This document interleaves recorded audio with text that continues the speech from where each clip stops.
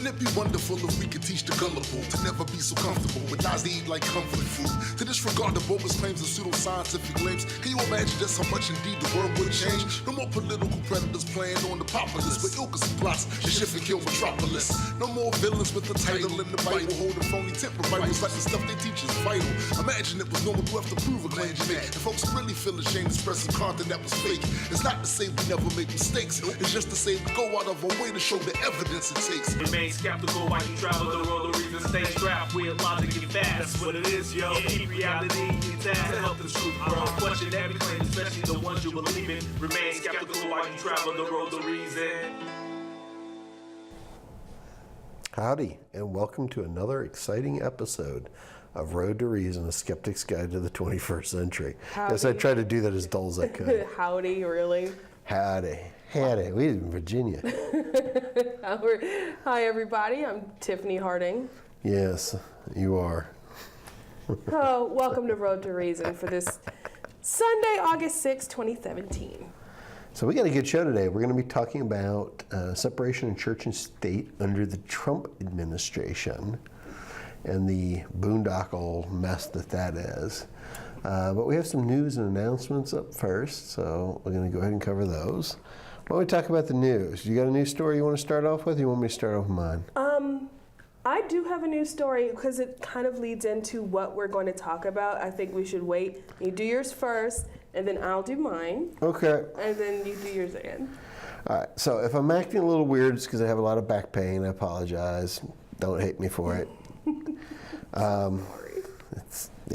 I have to apologize for Tiffany. It's not her fault. It's mine. I didn't mean to suplex him when we were out in the parking lot. It just happened. Well, the Washington Post has done an article that has recently discussed how Christians in America as a whole, I mean, there's obviously different factions, but as a whole, how they view poverty in the United States. And it turns out that 2-to-1 over non-Christians, the majority of Christians believe that poverty is basically the fault of the people who live in it. That it actually has to do with sin, and it's a moral question. Mm-hmm. The poll was conducted from April 13th to May 1st of 2017. It has a margin sample error of minus 4% points. What they found is that 40% of Christians in the United States that were polled believe that a lack of effort is what's to blame for poverty in the United States, as opposed to 29% of all non-Christians. And this gulf widens further under specific Christian groups. For instance, 53% of white evangelical Protestants blame a lack of effort, while 41% blame circumstances. That does not sound surprising to me at all. I'm sorry. Please. That's all right. And 50% of Catholics blame a lack of effort, while 45% blame circumstances. In contrast, by more than 2-to-1, Americans who are atheist, agnostic, or have no particular affiliation said difficult circumstances are more to blame when a person is poor than a lack of effort. And what was interesting is they did quote some people that study this issue, both, one's a historian, the other is a Christian theologist. Albert Mohler, president of the Southern Baptist Theological Seminary, said that the Christian worldview is saying that all poverty is due to sin, though that doesn't necessarily mean the sin of the person in poverty. In the Garden of Eden, there would have been no poverty. In a world that's fallen, there is poverty. Now, Helen Ray, a historian that they quoted, said poverty is viewed by Christians as a moral issue.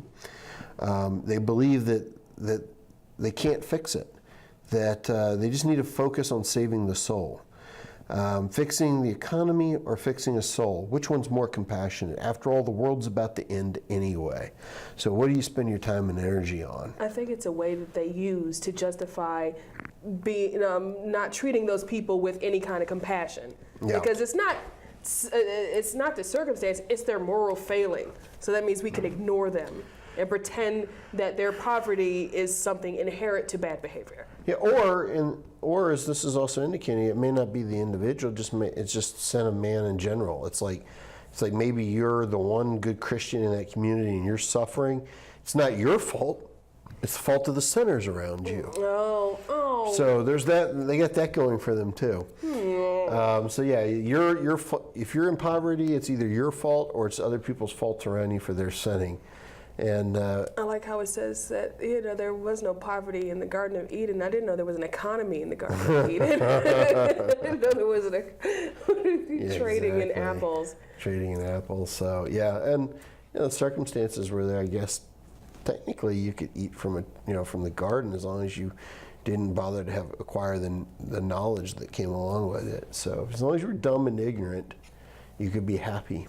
Sounds like whole swaths of America. I was about to say, it sounds like religion to me in general. Just be ignorant, and ignorance breeds bliss.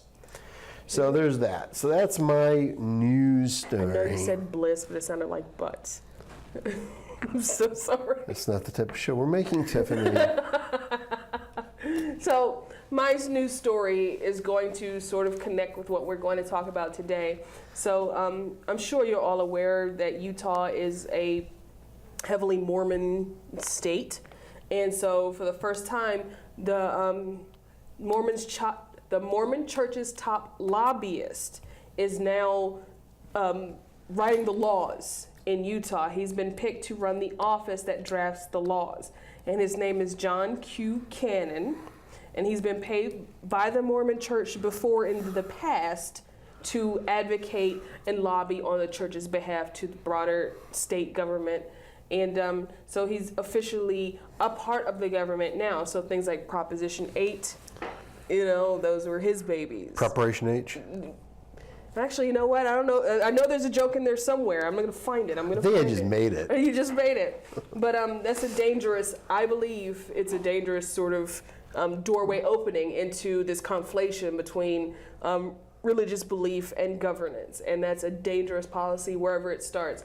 And I don't want to disparage Utah, but they have a huge Mormon population, and it's dangerous, I think, to have that much of a religious advocate now writing laws in Utah. What makes him say that, well, my beliefs that, okay, maybe Utah will be a dry state now because we don't believe in alcohol, things like that. So, well, it's funny because I used to work for a company years ago and had a woman that worked there, and she had to disclose her criminal background and stuff. And she actually had a real conviction on her record, and it was dancing without a permit in the state of Utah. And come on. I'm not joking. This is a real thing. So apparently there are parts of Utah, and you start getting into this whole free speech thing and freedom of expression. And one of the things we continue to see a growing, fear of by our courts is trying to enforce secular laws when there is a religious element involved. And so effectively, one of the ways that courts have to get out of this is they're not allowed to question someone's religious beliefs when they're under oath, even if that religious belief directly contributes to the person's criminal charges. The other thing, though, that we're finding is that the more and more we're seeing courts fall back on what's called community standards. So, for instance, the Supreme Court would say that you have a right to dance and don't need a permit. Right. However, we respect community standards. So that if the community that you live in, and they would apply this if it was like Muslim Sharia law or something? Well, they might, but the problem. This is the problem. It only seems to really come into play when religion's involved. Yeah. If the community standard if the community standard says that we can start owning slaves again, they probably would say, well, that's a violation of the Constitution. You start throwing in religion, they get an out for it. Right. So that's that. It's fascinating. Excuse me, says the Mormon Church has the right to address issues it believes are important, Cannon said, adding that he thinks, quote, people will be surprised at how little the church actually lobbies. I don't believe that for a second. This is why you have entire police departments in the state of Utah that were protecting Warren Jeffs and Lyle that just got caught. Yeah, because the police departments are completely 100% members of these churches. All the local townspeople are. You don't need to lobby when you are actually in control of everything. Right. That's ridiculous. That's what we want to talk about today. It's a dangerous downward dive into really dangerous territory. Down where Satan lives. Down where Satan lives. We get to talk about the Church of Satan too. So yeah, we got some good satanic stuff to talk about. I mean, come on. Like I say, we'll get there. You have a horrible joke you wanted to tell before we go to break. Okay, so we only have a couple minutes, so I'll tell my horrible joke. And it's bad, but go ahead. So the old man, his name's Larry, he goes to the doctor, and Larry's doctor says, everything checks out fine, Larry. Is there anything else you want to tell me? And Larry says, I think God's come into my life, doctor. It's like, well, why do you say that, Larry? He's like, well, because at night, sometimes I got to do my business, and when I wake up, the light turns on, and I relieve myself, and then the light turns off, and I go back to bed. I know it's God that's doing it for me. And the doctor's like, okay, Larry, that sounds great. And he lets him go home. The doctor calls Larry's wife, and he says, Mrs. Larry, that's not really her name. He says, Mrs. Larry, your husband said something that kind of concerned me. He said that God turns on the light when he goes to the bathroom at night and, miraculously turns it off when he's done, relieving himself. Can you explain that? And Mrs. Larry's like, oh no, he's peeing in this refrigerator again. Because the light comes on and light comes off. Okay, just like a miracle. And as far as Mrs. Larry, this is a new generation we're living in. You can be whatever you want. So, and with that, we're going to go to break. We'll be right back. Hopefully not. When I was younger, I didn't want to admit I had a serious disease. Because of my diabetes, I lost the sight in my left eye. Misconceptions continue to surround this monster public health issue. But the simple truth is, diabetes can often be prevented and complications avoided. You're not alone. Understand the realities of diabetes and know that you can manage it and lead a full, active life.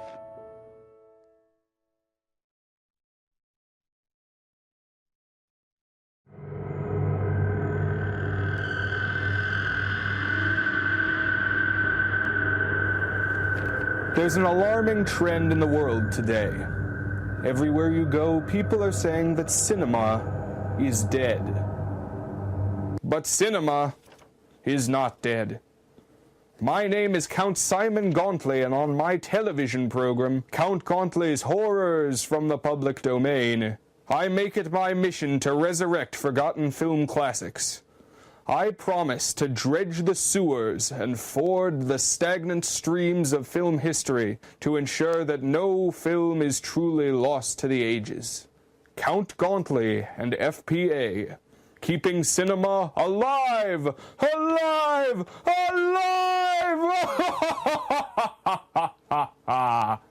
Well, even though Joseph's been gone 18 months, we've made the decision to keep all his things as they were when he was here last. I finally just packed his toothbrush away like 6 months ago. It had been sitting on the counter in the bathroom.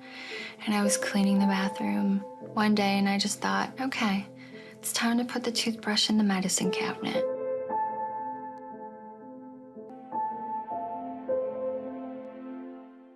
So, I just moved in with this family, and it's embarrassing. The little one, he likes to go outside and crawl around in the giant litter box. I don't know what he's doing. I mean, I was born, and I knew how to use the litter box. Look at that! That's disgusting! Oh, poop already! You're making me nervous. Oh, okay, I can't look at this anymore.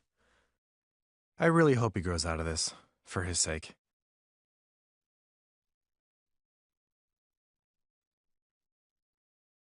This is Richard Dawkins.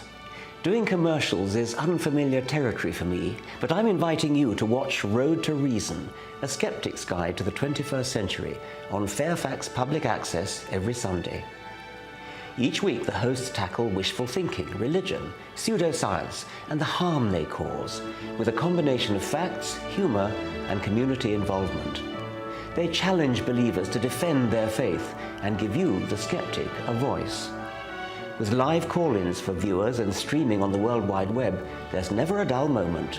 Don't wait. Look at them now on Facebook and YouTube, and remember to watch Road to Reason A Skeptic's Guide to the 21st Century, or there'll be hell to pay. I got it. Sounds like you didn't get the joke. Yeah, we're talking about Monty Python's Meaning of Life and some. No. Life of Brian. Sorry. Life of Brian. Yes, thank you. Life of Brian. One of the greatest movies ever. You know, it was actually banned in Finland, and in Norway the ads were like, "This movie is so bad, it was banned in Finland" or something. But I'm sorry. I love Life of Brian. It's one of my favorite. Me too. I love everything Monty Python. Yes. Super irreverent. And then on top of that, not to go too long on it, in the 1970s, this was some really daring stuff for the time. When they wrote Life of Brian, they couldn't get anyone to fund it. And George Harrison from the Beatles actually funded the movie 100% because he had to see it. And no other studios wanted to touch it. They believed it was too blasphemous.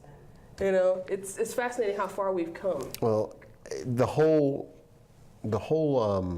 like 70s through the early 90s was like that. A friend of mine, he's in his 80s now, his name's Joel Reed. He did a film called Blood-Sucking Freaks, and women against pornography, try to shut it down. About Joel Reed. And it's an exploitation film, but the thing, Joel gave a speech and he talks about it. He goes, listen, this is what people don't get. He goes, these women that I hired to do this movie chose to do it. They were getting $20 a day. It was ridiculous, It was like they weren't there for the money. They weren't even there for drug money. Because he said, but some and they considered, some women consider this to be art, and that's the thing. They're using their bodies to express what they want to do through art, and people are like, oh, this is degrading women. This is what And he's like, he would have been 10 years before in the 60s. He'd have been thrown in prison just for making this film. For obscenity laws and things like that. And I guess this kind of leads us into what we're getting into today. We're talking about, the so-called moral majority striking back, and Speaking of obscenities. Yeah, very obscene. And we're talking about how they're doing it. And I think the way they're trying to do it is they're trying to erode secular laws in this country, so that they basically can put their religious beliefs in our secular institutions to enforce their idea of moral code. So here's a question. Are they statistically even still a majority? They never were. They never were. The moral majority was always, God, what was his name? The guy who went to prison for fraud. Hovid? No. The other one? No, this was in the 80s. He did the whole thing with the junk bonds. I can't remember his name, but Larry Flint did a movie, and it was about him. Guccione? No, Geldof? Doesn't I don't know. Doesn't matter. Right now, it doesn't matter. But the point being is, he's founded the group called Moral Majority, and they were always like the outcast black sheep of the Christian community. They were just a really intense fringe organization that claimed that they were speaking for all Christians. Mm-hmm. And but they weren't. They weren't. Yeah. And so the point being is, they're an extremely evangelical community, and they're making a comeback. They're doing this thing where they're playing victims. Everybody's repressing them because they're not allowed to push their religious beliefs. It's kind of like this guy's talking about, in your news story. It's like, why does a church need to have anything to do with writing any types of laws? Why are you? Why do you need a lobbyist? I mean, they may have a right to have a lobbyist, okay, but the bigger question is, what are you trying to achieve with it? It's not, and they say, well, we want to create greater religious equality in our country. Well, what more religious equality do you need? You're allowed to pray in your own church. You're allowed to have whatever beliefs you want. You can wear a spaghetti strainer on your head when you get your DMV photo taken. That takes religious liberty to a level that is bizarre. Yeah. And yet you still think you are underrepresented as a religious class in this country? I don't understand it. Even though I hear that the fastest rising religion, it's not really religion in this country, is the nuns. Not even people who say they are atheists, but people who are agnostic or questioning or doubting or don't attend church regularly or just don't believe. Now, apparently, those people are growing. and this dominionist evangelical stereotype that we've had since the 70s is shrinking and dying off, but not the way they tell it. They tell it that they're the victims of this new crazy rising tide of immoral liberal society. And so they're starting to fight back harder, and especially under, like we're going to talk about, current administration's ideals or what they say. We're not sure, so we're going to talk about that. The person I was talking about was Charles Keating, who went to prison for... So he has a computer in front of him. I said, Yeah, go ahead, see- Google it, Google it, Google it, Google No, it. actually, what I really did was, God, please give me the answer to this question. Please, please, please, please, He please. prayed, and it worked. Imbue me, Lord, imbue me with the power of knowledge. So what we got is we got a president who seems that he is very apt at playing these people. I have mixed feelings on Trump when it comes to his intelligence. I believe that once you're rich and famous in this country, there's a cult of worship that goes with that. That's why he's been able, he's been able to go bankrupt several times, and he reinvents himself off of his name. It's not because he's a genius businessman. On the other side, he does often enough know what to say to people to tell them what they want to hear, and tell them what they want to hear at a time that it's convenient. And so there is a certain brilliance to the guy in an ignorant kind of way. So he could sell ice. He could sell ice to Inuits. Yeah. While it's melting and trying to convince them it's not melting. But there's no global warming. Okay, like we got ice. You know, the Eskimos got ice. So how come there be global warming? So anyway, my point being is he does a very good job of preaching to the Christian right in this country. What concerns me is he's very good at telling people, but he doesn't really understand how mechanisms work. So he really is giving these people a level of control that they haven't had before. And it's extraordinarily dangerous. Well, it doesn't, also, I believe it doesn't hurt that for the past 8 years they've been touting that the Democratic President Obama and people who follow him have been, they're the ones that are against you, you know, the rise of the liberalism, right? Yeah. And so it helps, his cause, that there's a scapegoat that is no longer there. See, I was the one that killed the giant. Yeah. You know, and so now there he is holding his Bible upside. No, he pointed out something interesting in this photo that made me giggle. So if you check out Trump's Bible there. Do you see anything kind of interesting stuck in there? He's using his own bumper sticker as a book divider. And it wouldn't surprise me a bit if he told an intern to run to a thrift store and buy a used-looking Bible. Well, yeah, it wouldn't shock me. Yeah. Yeah, we got to remember, this is the man that talked about 2 Corinthians. Yeah, it's 2 Corinthians. It's like, who refers to it as 2? No, you have to understand, okay?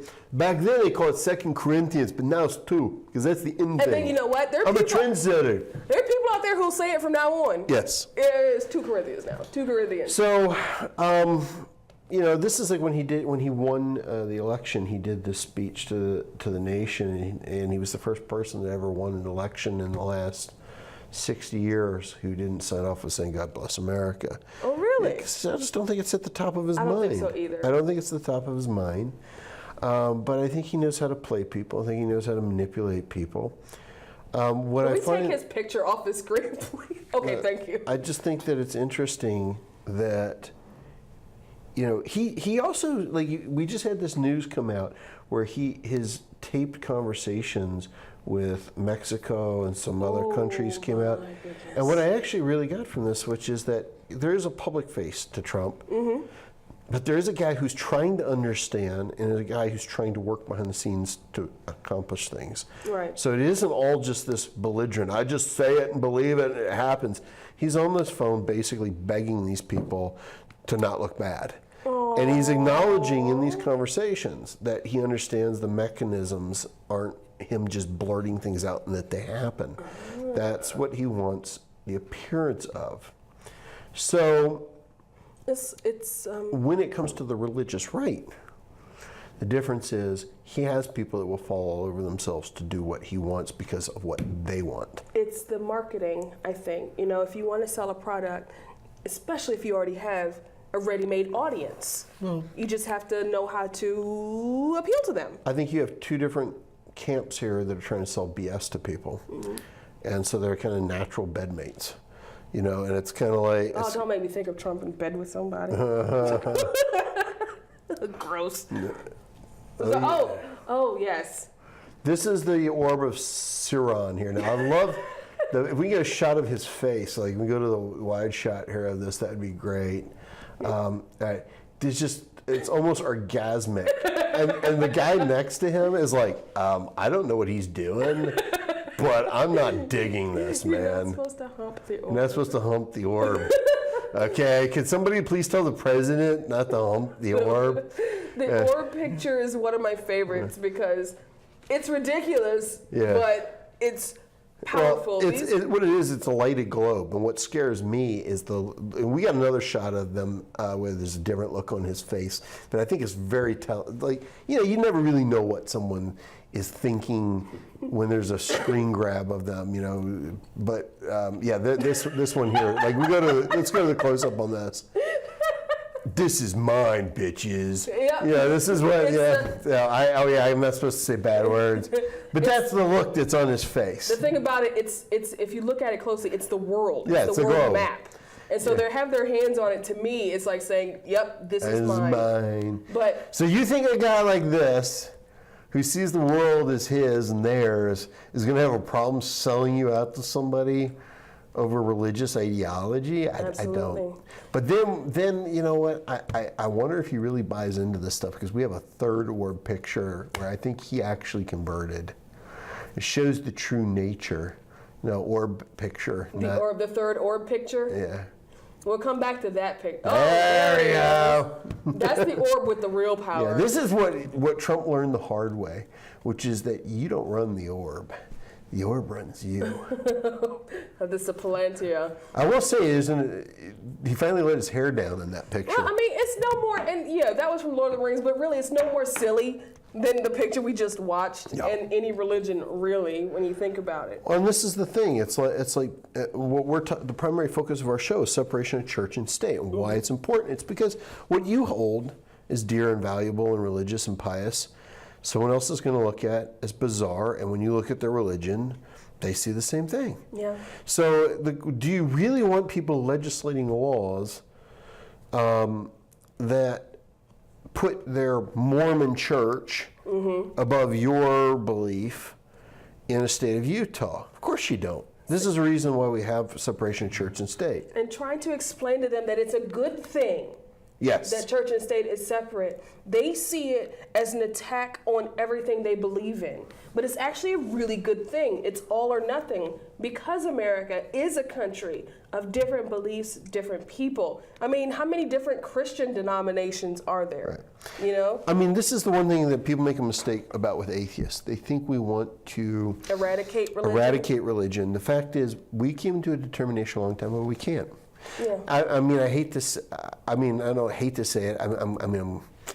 Let's put this in a way where this comes out correctly. I'm not a fan of repressing people's rights, but I look at history and I see what's effective and what isn't. Right. We had the Nazis try to stomp out religious beliefs by exterminating millions of people. We had Russians, do this to people as well. The Chinese. We've had religious repression in this country when it was early founded. One thing history has told us is you can't stamp out religious belief. You just can't. So my question is, as an atheist, why would we even bother to try? Why would I want to be a bad guy? I personally, I'm a live and let live atheist. I don't care what you believe as long as you don't hurt anybody else. And don't write my laws. I care to the point that I care what somebody believes because their beliefs inform their actions. Well, yeah. But I also draw that line at having friendly discussions and debates with them, providing they welcome the discussion. What do you mean? Well, meaning like I'm not gonna press that more. Like if you have a particular religious belief, I will tell you why I think it's wrong. And I'll, like, for instance, if you think that all gay people are going to burn in hell, I'm going to tell you, well, if your child turns out to be gay, and then you go, well, they won't be gay because they're Christian. We're going to start having a discussion we're going to start having that discussion because I don't want your kid committing suicide because you've rejected them. Right. That's what I mean, like, when I say that's where I put my efforts when I don't agree with someone. Yeah, that kind of falls into don't hurt other people. Yeah, it does, but this becomes very subjective as to what's hurt because, you know, it's having an opinion, just having the opinion can be dangerous. Having the opinion isn't by itself hurtful, but how you, and this is what I say, ideas inform actions. So if you have bad sets of ideas, I'm not going to tell you can't have them. Right. I'm not going to pull the kind of garbage that people have done to Richard Dawkins because he has taken a position on the Islamic faith, and I'm not going to, but I'm also not going to distort your beliefs. Right. You know, I can completely accept the fact that someone really does love their kid and wants what's best for them, but thinks that because they're gay, they're going to go to hell. And I say, I respect the fact that you care about your child. What I think you really need to do is start doing some serious soul searching, start doing some serious fact finding, because you're not helping your child, you're harming them. Yeah. And that's one thing we don't see much going on in today's society, is civil discourse. Right. Respecting the fact that the other person, everybody knows I'm a gun nut. I'm a big gun nut. I admit it. I'm an homosexual. Okay. I get it. We're going to stop right now. In the past, I got into some really bad arguments with people online, and what happens, and I speak from my own experience, okay? What happens a lot of times is you hear the same bad arguments over and over and over. Well, just like when you're arguing with a religious person. Right, and you'll see the stuff that you know is patently not true, and it's absurdly patently not true. But I also have to try to remind myself that the person who's taking the position that supports gun control, they're not doing it because they're evil. They're not doing it because they want to, like, put a Nazi flag up the pole and bring in some type of authoritarian regime. Right. Take away everyone's guns, and have their jackboot on people's necks. Right. It's not exaggerated at all, but no, I totally get it. But I mean, there are pro Second Amendment people out there that see Second Amendment people instead of saying as just saying this is a person who cares about people, right, and thinks that they're doing something the right way.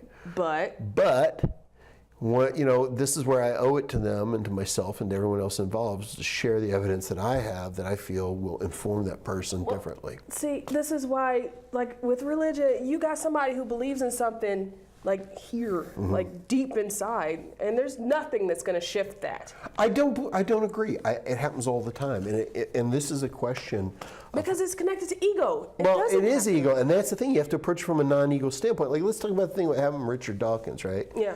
And you and I were talking about this with the show earlier. Okay, there are people, we've had them on the show, ex-Muslims. There are people who have looked at this and have just used to believe and don't believe.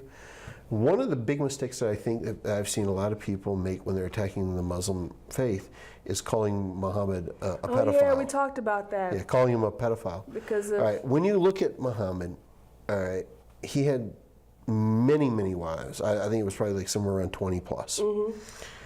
One of them was a minor. In fact, his so-called favorite wife was like 20 years, 30 years older than him. What that was, and I'm not excusing it, okay, I'm not a defense of it, is that was just like with Christians, there's dowry involved, there's land property involved, alliances, allegiances, things like that. And none of that legally under the laws of their time meant a thing unless the marriage was consummated. So there is a time clock ticking. Now, am I repulsed by it? Yes. Would I try to stop it if I could? Yes. But to call him a pedophile to a Muslim's face, they know patently that is not true. Right. They know this is not a guy who had a preference for underage girls. Yeah. So you have now become belligerent, nasty, attacked them. on something they know is not true, how likely do you think they're going to take anything else you say serious in changing their mind? You're trolling. You're trolling. Basically. And so when people start trolling, people stop paying attention. Yeah. And then you're never going to get discourse. Especially when it comes to religion. Yeah. Because and this is my position on it. When you have religious beliefs, you're already fundamentally believing something I think you don't fully believe. I can't speak for any individual. Maybe there are people out there who just 100% believe You this. say, some people out there are like, you know what, maybe it wasn't a talking snake in a tree. But what a lot of people do is the power of wanting to believe something is so strong that you start looking for things to fill in the gaps. To fill in the gaps, but also to shut down critics. Which is well, my belief must be right because their attack is so wrong. Because it's part of your ego now. It's an ego. It's part of your ego now. Yep. So speaking of ego, and speaking of Trump in the White House, and how, can we show the picture of the prayer? Did we get that We one? got a couple of them. Yeah. Because I wanted to talk about this one. So that look at his face, looks like he's about to kiss that guy on the forehead. But a lot of religious... Well, the guy is bowing to him. Yes. And there's an ego thing going on. Yeah. A lot of religious evangelicals in this country today are like leaning on Donald Trump, like Coach Dubinmir. You know, he's a prominent right-wing, Christian philosopher, whatever, but he's That's a hands-on approach to religion and yeah, he says that anyone who goes up, oh, look at Armoros in the background. He said anyone who goes against Trump is going against God. Why? What did this man do to make you think that? Or is it because he's so good at pandering to them? They believe. Well, the thing you have to understand is that this guy's got a hotline to God. He has regular conversations with him, so he knows exactly what God wants. Who? Coach or Trump? Coach. Actually, both. Both of them. But that picture of him being prayed on, is that the right term? It sounds like a dirty thing. Prayed on. We prayed all over Trump. But notice that's what they feel because Obama and the previous administration was inclusive to different religions. So they believe that they have been stomped on. They are the ones that are in danger of After losing. 8 years of indignation, we're able to, we got the White House back. So I think it wouldn't matter who was the president now. It's as long as somebody was pandering to them. So that's why I cannot wait for Christmas season this year. Look at him smiling. Josh Feuerstein's revenge. It's going to be great. Christmas season this year is going to be, and too bad Bill O'Reilly's not on TV anymore. Who's going to ignite the war on Christmas? You know what? One thing I've come to understand from the extreme right-wing Christian community is they don't need any help. They'll ignite it themselves. They'll find something. Yeah. And that's the kicker, is they're continuing to go after our secular laws in this country. They always paint themselves as a victim. Yeah. It's like I said. I mean, how are you a victim when you can do insane things like wear spaghetti strainers on your head, have your picture taken, and our court systems go, well, we have to treat that as hollow, respected. It's a person's devout faith. Who are we to question the divinity of someone's beliefs? Yeah. I mean, how much more religious freedom do you get? Trump said at the Boy Scout speech, you're going to be able to say Merry Christmas again. You're going to be able to say Merry Christmas again. Oh, sorry, that picture. As if you weren't allowed to say Merry Christmas anymore. That wasn't the issue. Where the issue was, hey, maybe somebody, if you want to say, somebody says Merry Christmas to me, I say Merry Christmas back to you. Now, on the other hand, this is the silliness, is when you have businesses who've made a business decision, who live in a largely Jewish community, or a community doesn't share that particular religious belief, to say, have a season's greeting, or season's greeting to you, happy holidays. Oh, you need to say Christmas, or it's a war on Christmas, and they conflate the two. All right, so they say, oh, well, the one is a government position. You can't say Merry Christmas. No, one's a private business trying to appeal to its client base, and not, I mean, it's just kind of like the whole thing I say with the whole transgender thing. It's like you can call yourself whatever you want. Trying to force somebody else to call you something is a different matter. Private business. it's a different, it's the same kind of issue. Those pictures, by the way, like they're like Jesus is back in the White House. Yes. You know, Trump would actually have a problem with that. What? Because there's two dudes like. No, because just Trump, he's bigger than Trump. I mean, there's just an ego thing. And he's got more hair. Trump would be like, no, Jesus needs to be shorter than me. I got better hair. My God. I got better hair than the Son of God. You got the best hair. You get the best hair. Perfect. But let's talk about. You know what? Everybody knows Jesus has, at least he got the hair black, right? Because we know nobody's got more blonde hair than Trump. He's not blonde. He is actually gray, and he dyes it blonde. But we'll go to that later. Let's talk about the Bible study at the White House. Yes, there was a Bible study at the White House. You go ahead and start off. Is he touching his face? Yes, that is what I call the Trump face palm, where someone else has to slap him in the face and go, "Oh!" He's gonna get so much bronzer on his fingertips. I'm sorry, but let's talk about What is this? The power of something's flowing through me and into you? That's exactly what the thought is. And it's That's what they think. Is that how we're running our country? Is that how we're running our country? May deity, may the deity imbue you through my hand and through my body with wisdom. I can't feel anything when he did that. He just put his hand on my head. But you could pretend that, I felt it. Like, it reminds me, before we get off track again, it reminds me of Benny Hill, but not Benny Hill, Benny Hinn. Okay, not Benny Hill. They are both a couple comedians that. The one that used to hit people with the jacket and they're falling over with healing. But anyway, let's talk about this Bible study in the White House and how problematic it is. So, Paul, take it away because you've got the story up and I haven't. Oh, do I? Yes, you do. Guess what I don't have? Your glasses on. All right, so atheists are unhappy with White House Bible study, as if after 1,000+ years we need to still be studying this book, I don't know what and as more if you can learn there's from nothing it. more that people should be doing in the White House other than studying this ancient text. But apparently we need to be studying it. Anyway, one of my favorite groups, and it's one we talk about almost weekly on this show, is the Freedom from Religion Foundation. Yay! And they are now taking up the battle over the use of taxpayer funds to run these Bible studies. If those officials want privacy, the solution is pretty damn simple. Study the Bible in your private capacity, not in your official capacity, and at your government desk, the group said on a statement. Do it on your own time, not the taxpayers. In short, get off your knees and get to work. Yeah. I like that. So, Trump, how are you going to keep building that wall if you's on your knees praying, boy? So here's the big issue. Here's the big issue. When you have this Bible study in the White House, is it an endorsement of a religion? Because you're crossing really dangerous territory. A lot of people are going to say, this is a good thing. It's a good thing because they're grounding themselves and they're practicing their faith. But then are they practicing their faith as individuals or as representatives that we've elected them? Well, they were elected for the job to do. Do you see?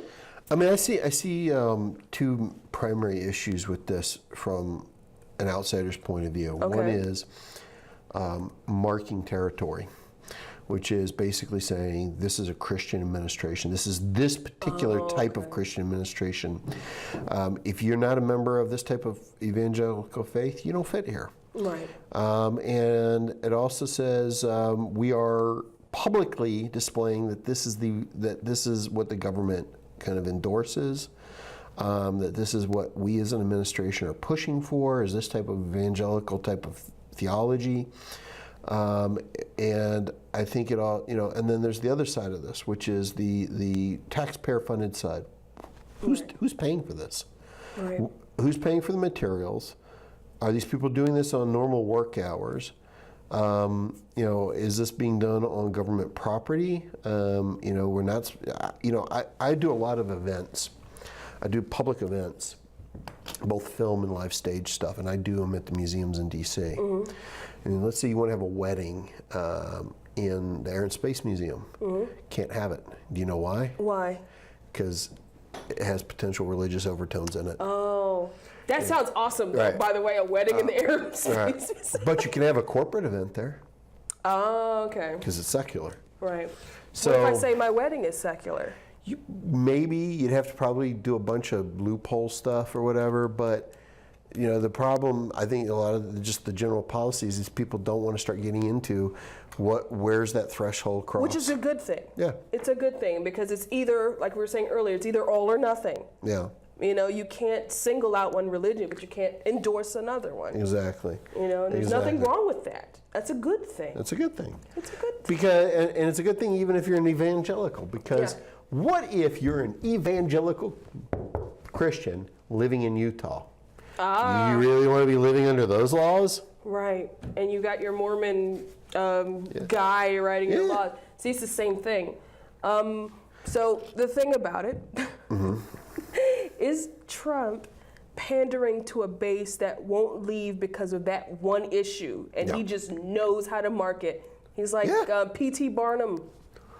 I mean, you think about it. I'm not trying to be disrespectful to these people, but if you tell them Jesus this and Jesus that, they will do just about anything. They are fanatics. But especially and because he's got his own. See, that's the thing. People think he's being played by them, and maybe they play him a bit, but he is definitely knows how to play them. Yeah. He just go, put your hands on me, let me hold your book. Hey, you know what? I'm gonna go to Israel. I'm gonna wear the funny little hat. Show that picture, Wear the please. little hat. It's like Trump. What are you? Are you Christian? Oh my Are you goodness. Jewish? Are you Muslim with your orb? I mean, what? How will you not whore yourself? You are doing what you can to appeal to whatever base is watching Right. at that moment. Now, where does your integrity? Who knows? Does it matter? Do they notice or do they care? Yeah. By the way, that yarmulke is only staying on with prayer because I don't know how he's keeping that thing on. It's hysterical. You know that hair's got to be hard to the touch. It's so gelled up. Well, we're seeing a lot of this stuff coming to head. We're talking about national politics, but we're seeing a lot of this kind of stuff coming to a head even in local situations. Like For instance, state politics. In Minnesota, there is a conflict going on where Catholics are leading a resistance to a satanic temple veterans monument in a war memorial park. Right. What a lot of the states and what a lot of our courts have been doing recently, instead of trying to enforce separation of church and state, they try to do this silly nonsense, which is, well, we just let everybody's beliefs, flourish. We don't keep anybody out. Never mind that in a certain geographic area, 90% of the population is Mormon or 90% is Southern Baptist. No, they have to let the other people in. It's like, no, actually, they find ways of keeping people out. Right. And we're seeing this battle taking place in Minnesota, where the Catholic Church is trying to keep the Church of Satan from having this monument in the park. And, of course, the Church of Satan, I don't believe that these people actually believe in Satan, but No, they don't. I think what they're trying to do is show the absurdity of violating separation of church and state. I mean, I saw this one guy show up at a city council meeting, and he's got the black robe on because they had to let him give an invocation, and he's like, "Red rum, Akibom, Succubus, But he Hail has to. Satan," right? And he's doing this stuff, and people are like getting pissed, and like one guy tried to hit him, and it's just kind of like, do you guys see how you look to people who don't share your religious beliefs when you push that kind of Right. stuff in a public forum? Keep it in church. That's fine. We're not going to stop I don't here. want to go to my city council meeting and go, Lord Jesus, praise Jesus. You do that in church. But that's the thing with this monument. Right. It's all or nothing. And why can't the Church of Satan have their monument there? Right. If you believe in religious freedom, right? But they which is- don't. Because we're oppressed, man. Religions are oppressed. Well, okay, well, that's a religion. Church of Flying You Spaghetti gotta be Monster. going. Do we have any more pictures, by the way? I think we're done. Oh, but anyway, when you have this ideal of religious freedom, They'd be, Oh, we're not worthy. look at that wall. Look at that big, beautiful He's got his wall fighter jets behind him. But if you're the kind of person that believes in actual religious freedom, then the Church of Satan putting up their monument wouldn't bother you because their religion should have the same rights as yours. Or you've been denying people their religious freedoms. It's like 6 in 1, you know? Well, and this is the thing. It's like I think that it is a losing argument, and this is why I actually, you know, I don't buy into the whole like let everyone have their say thing, because there are disproportionate camps in certain geographical areas, and when you allow religions, which I believe are wholly not rational to begin with, you start taking on policies. They are never going to keep those policies rational, even if they start out that way. Right. And so this idea that someone who is, say, Muslim is going to get a fair shake just because the law says they're supposed to get a fair shake. But the question is, how much of a fair shake? Right. Like, okay, let's say that someone, you know, you say, okay, let's say someone's black and they make up 10% of the local population. Okay, well, yeah, we're going to be representative here. No, No, I'm saying you get to ride the bus 10% of the time. The rest of the time you got to walk. You make up 10% of the population. Okay. It's like, well, that's baloney. It's like that person should have full rights, full access all the time under every circumstances. But this is what goes on in these city council meetings. 99% of the time, it's Christian invocation that reflects the city council, and they have token measures for the other non-religions. Well, we're being representative. They make up 10% of the population. They get 10% of the invocations. It's like, well, no. You know, I think your religion shouldn't get any more than the others. So do you think, I personally don't believe that the president is a religious person, but do you think this will get worse now? That he knows how to pander to them for support? I honestly think his pandering basically has to do with support. I don't think the two concerns I have there is that he doesn't care what the fallout is. I don't think he's actively doing things. I think he's pandering. Mm-hmm. The question is, those who work for him, what are they actively doing? And the other big danger is, how is this empowering these people? Like, what is it doing to mobilize them as a voting base to get out? We got Trump in the White House represents us. We got to keep showing up to the polls. Everything's good. Well, no, it's that we need to keep building momentum. Well, like when Obama was president, be like, you got to go out to the polls and vote because he's going to bring in like Muslims or aliens or something and kill you all, you know? But that's gone now. Yeah. So what do you use? Yeah. Don't yawn. It's not. I'm not boring you. I'm boring you. Yeah, actually you are. That's all right. I think Trump's going to do what he's always done, which is he's going to, at the moment, whatever at that moment is expedient, will become the boogeyman. So do they know that they're being played? If they do, they don't care, because it's kind of like they're going to treat it as the enemy of my enemy is my friend. So where's your integrity? Trump? No, I mean the evangelicals in general. Oh, yeah. You mean these guys that have $1 million mega churches that are telling us that poor people are lazy and bring it on themselves? I don't know. Well, what are you going to do? So, anyway, we got about 5 minutes. We have 5 minutes left. Is that what the director's telling us? Okay. Right. So I wasn't sure. He's making hand gestures, and I can't. And I can't understand them. He's like, it's the sign of the cross, man. Behind me, Satan, behind me. Oh, okay, not this picture. There's another picture from behind where he was, we didn't get that picture. We didn't get it. I looked for it. The evangelical spraying, and he has these people at the White House all the time. The thing that worries me as a non-religious person is that these people have so much influence on him that it's going to start changing how policy is made.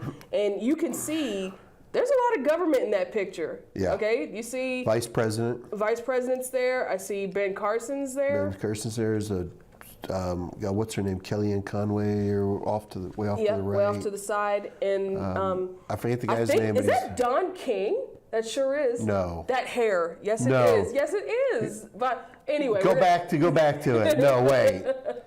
Where? See, next to Omarosa. Look at that hair. That's Don King. You know. The only hair I see in that picture is Trump. Oh well. But anyway, that's a lot of government in that picture. Yeah. So. It's a lot of government, but it's like even if they're not changing, they're not pulling off the change. All the people at local politic levels point to them, as this is the direction our country's heading. So how are we going to be safe? Are we going to be safe? That's a relative question. My advice as someone who supports the Second Amendment is stock up on ammo. Don't forget. And my advice as someone who doesn't is vote and get out there and make sure that you keep those people who forget their religious boundaries. Yeah, make sure you keep voting for people who kind of control the votes. We saw how well that worked during the last election. But let's just say, when it comes yes, down, you do need to be involved. Yeah, just be involved, especially because I don't care about your religion. Just keep it out of my government. That's all. No. That's all. So is that all for us today? No, we got 2 minutes and 40 seconds left, so that Do we have any announcements? Yeah. Anyway, so we were going to do that. I think we mentioned this last week. We're going to do a studio-to-studio shoot. Mm-hmm. We're going to have a live audience. That's now canceled. I think it was like for the 27th of this month. So that's not happening. But we'll still have a show that day. Okay. So we are trying to, as always, if you watch the show and you want us to debate someone, have on a debate, live audience, you have a great idea for a live audience show, contact us. We want to hold a live audience. Station seems to be really excited from a technical aspect standpoint. They don't endorse any shows or ideologies or anything like that. They just want to use a fancy new equipment. But they did want to, they were very excited about the idea of us hosting in here and then cutting over to Studio B with a 50-person live audience, while we had somebody hosting over there, so we could cut back and forth. It was kind of like a remote shoot. And we are always looking for supporters. Road to Reason, you can always send a check to Fairfax Public Access in the name of our show. We can use that to fly out guests. We've had people on in studio, like Richard Dawkins. We've had Aaron Ra on our show in studio. We've had we've had some really high-profile guests here. We want to keep the show going. It is a challenge. If you are in the Northern Virginia, D.C., Maryland area, we are always looking for hosts. You do not need to be an expert speaker. Part of our mission statement. See? At you don't have to be an expert speaker now. You don't need to be one, because what we're trying to do is teach atheists on this program to how to be better speakers in a public forum. So we want to get you in front of a camera so you learn how you look speaking publicly, to perfect your speaking skills, to grow our community. We as atheists don't have churches, but we have our public access show. So this is what we do on Sundays. As a community, we come together, we communicate with the world around us. This is our form of proselytizing about non-belief, and except the flying spaghetti monster. So hey man, he's delicious. Yeah. I eat from the body of flying spaghetti monster all the time. So drink a nice cup of red pasta sauce with it, so that's his blood. I'm sorry, I just got the mental image. Yeah. So that'll do it for us, I suppose. Oh my God, we got 10 seconds left. Have a nice one. I'm Tiffany Harding. Love you. Love you. Bye-bye. Till next week.